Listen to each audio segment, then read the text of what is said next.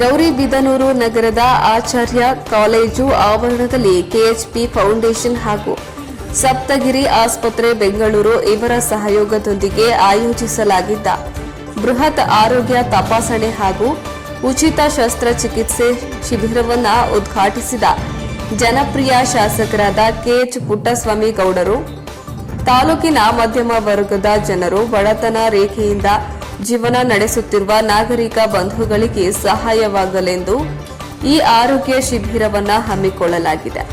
ಆರೋಗ್ಯ ಸಮಸ್ಯೆ ಇರುವವರಿಗೆ ಉಚಿತವಾಗಿ ಹಲವಾರು ರೋಗಗಳಿಗೆ ಉತ್ತಮ ಗುಣಮಟ್ಟದಲ್ಲಿ ಶಸ್ತ್ರಚಿಕಿತ್ಸೆ ಮಾಡಿಸಿ ಉತ್ತಮ ಚಿಕಿತ್ಸೆ ಕೊಡಿಸಲಾಗುವುದು ಎಂದು ತಿಳಿಸಿದರು. ಇನ್ನು ಸೇವೆ ಮಾಡಲು ನಾನು ಸದಾ ನಿಮ್ಮೊಂದಿಗೆ ಇರುತ್ತೇನೆ ಎಂದು ತಿಳಿಸಿದರು. ಇನ್ನು ಈ ಸಂದರ್ಭದಲ್ಲಿ ಕೆಎಚ್ಪಿ ಬಣದ ಪ್ರಮುಖ ಮುಖಂಡರುಗಳು, ನಗರಸಭೆಯ ಅಧ್ಯಕ್ಷರು, ಸದಸ್ಯರು, ಕಾರ್ಯಕರ್ತರು, ಹಲವು ಗ್ರಾಮಗಳಿಂದ ಆಗಮಿಸಿದ್ದ ಸಾರ್ವಜನಿಕರು ಭಾಗವಹಿಸಿದ್ರು.